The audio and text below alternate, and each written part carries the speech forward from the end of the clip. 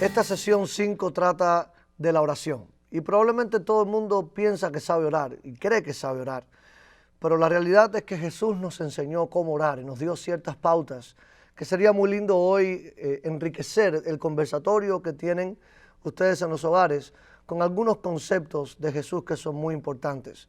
Si usted quiere acompañarme a Mateo capítulo 6, versículo 6 en adelante, están algunas enseñanzas importantes de Jesús.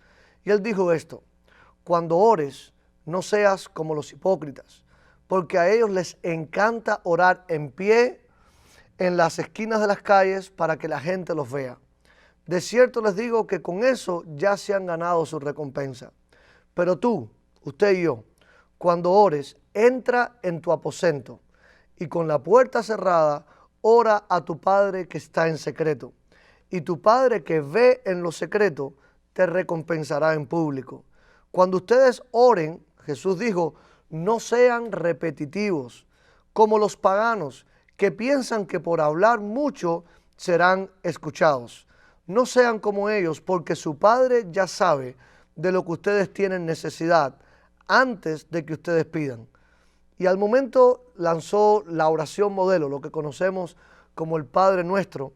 Y el Padre Nuestro, usted lo conoce, que comienza así: Padre nuestro que estás en los cielos, santificado sea tu nombre, una expresión de adoración. Venga tu reino y hágase tu voluntad en la tierra como en el cielo, una expresión de señorío, de autoridad, de reinado. El pan nuestro de cada día, dánoslo hoy. Otra petición ya más personal de provisión. Y perdona nuestros pecados y nuestras deudas como nosotros perdonamos a nuestros deudores. Una oración de confesión y de perdón. No nos metas en tentación, sino líbranos del mal. Una oración de protección espiritual. Y cierra con una expresión de alabanza. Tuyo es el reino, el poder y la gloria por todos los siglos. Amén.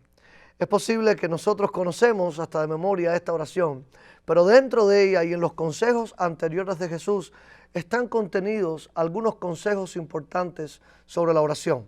El primero, debemos evitar las repeticiones. Si usted ha escuchado a alguien que llena su tiempo de oración con muchas repeticiones, no copie ese modelo. Sea genuino, sea verdadero, solo diga exactamente las palabras con sentido y con profundidad, tal y como las tiene en su corazón. Luego, evite la larga lista de repeticiones. Esto es lo segundo que hay que evitar, la larga lista de peticiones. Hemos entendido por mucho tiempo que orar es pedir, y solo venimos al Señor para pedir y para pedir y para pedir, y te rogamos y te pedimos, Señor, y clamamos y queremos, y es toda una larga lista de exigencias. Claramente hay un espacio importante en la oración para pedir. Como vimos en la oración modelo, Jesús pidió que fuera librado de tentaciones, Jesús pidió perdón, Jesús pidió provisión sobre el pan de cada día. O sea que sí hay un lugar para la petición, pero si se da cuenta, en la oración también hubo un lugar para la alabanza, para la declaración de señorío, para la santificación, la adoración. Así que todo esto es importante. Cuidémonos de que nuestra oración no se convierta solo en peticiones, sino que haya amor, haya adoración, haya intimidad. Luego, evitemos las falsas expectativas. Por falsas expectativas yo diría que todo lo que pidiéremos lo vamos a recibir. La palabra enseña que todo lo que pidamos conforme a la voluntad de Dios lo vamos a tener. Así que Dios tiene principios, fundamentos, Dios tiene, vamos a decir, cimientos en su carácter. Y Él ha enseñado que todo lo que pidamos en el nombre de Jesús lo vamos a recibir.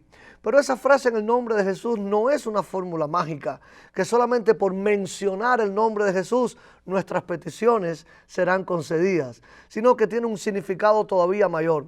La persona de Jesús es el camino al Padre. Así que para una persona pedir en el nombre de Jesús significa a través de Jesús, habiendo sido lavado por la sangre de Jesús, habiendo estado en una relación íntima con Él y entendiendo que Jesús fue Dios hecho hombre, por tanto el carácter de Dios está en Cristo y no podemos pedirle a Dios que haga algo injusto. No podemos pedirle a Dios que haga algo que esté contrario a su naturaleza, a su carácter, algo que realmente no estaría Él de acuerdo en hacer, solo porque diga con mis labios en el nombre de Jesús. Muchas personas se han frustrado en sus oraciones porque dicen Dios no responde, pero muchas veces nuestras oraciones, según Santiago, son para gastar en nuestros propios deleites. Por lo tanto, Jesús nunca apoyaría algo así, Dios nunca lo haría. Por tanto, cuando vengamos a Dios, entendamos primero qué estamos viniendo a decir y qué estamos queriendo, y que eso esté en relación estrecha con el carácter moral de Dios y con las enseñanzas de Jesús.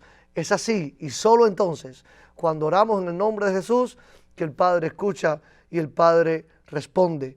Pero también debo aclarar que hay expectativas equivocadas cuando creemos que Dios no tiene una voluntad propia y que solo nuestra voluntad será hecha. Hay momentos en los que Dios sencillamente ha decidido hacer algo, porque es el bien en su plan eterno. Y nuestra mente no alcanza a entender eso. Cuando venimos a orar y usamos la oración modelo, cuando dice Jesús, venga a tu reino y hágase tu voluntad, inmediatamente hace sus pedidos, pero anterior a hacer sus pedidos declara, Señor, yo no quiero que se haga mi voluntad, se haga tu voluntad, tú eres el rey. Por tanto, si en tu reino y en tu voluntad hay planes mayores que en los míos, yo los acepto, yo los recibo, lo entienda o no lo entienda. Esa es mi fe, que el Rey es bueno, el Rey es justo y el Rey siempre quiere salvar a todos aquellos que han confiado en Él. Por tanto, esto es lo que debemos evitar: las repeticiones, la larga lista de peticiones, las falsas expectativas y el mal uso del nombre de Jesús. Pero sí hay otras 4 cosas que debemos lograr. Si bien debemos evitar algunas, debemos lograr otras. Una transparencia única. Que nuestra oración no sea religiosa, con palabras religiosas como con las que no hablaríamos nunca, sino que hablemos desde nuestro corazón con transparencia. Es casi en vano tratar de convencer al Señor de algo diferente a la realidad. Por ejemplo, si yo digo, no tengo nada en contra de esa persona y realmente estoy resentido, mejor es que le diga, Señor, estoy resentido, estoy dolido, me siento mal, necesito tu ayuda. Lo segundo que debemos lograr es una humildad aceptable por Dios.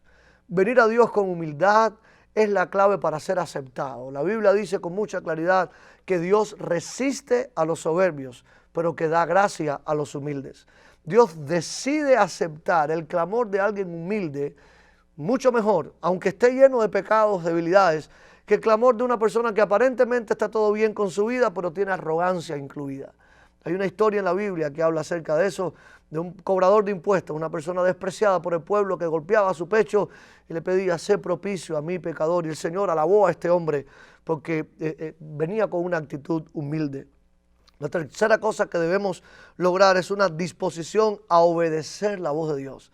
Dado que la oración es una comunicación bilateral, y ustedes están viendo esto en la clase, cuando el Señor habla, cuando el Señor deja saber su voluntad, su propósito, su plan, su corrección, su disciplina, su dirección a nuestra vida, yo le recomiendo, ore, pero con una disposición para obedecer. Y muchas veces ese paso de obedecer es doloroso porque involucra cambio, transformación, autonegación, involucra perder, ceder. Pero ese es nuestro llamado hoy. Si vamos a la oración, vamos a escuchar a Dios y vamos a hacer su voluntad. Y mi cuarta sugerencia es que cuando oremos tengamos una expresión de amor y de adoración. Basado en este ejemplo de Jesús, no solo vayamos a pedir, a escuchar, vayamos a amar. Tengamos un momento donde Jesús sea amado, donde Dios sea honrado, donde con canciones, con expresiones, con adoración, nosotros podamos llegar para darle a Él lo que Él se merece.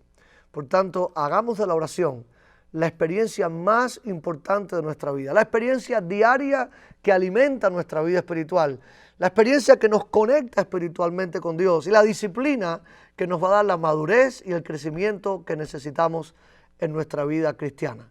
Dice primera a Tesalonicenses, y con esto cierro, oremos sin cesar.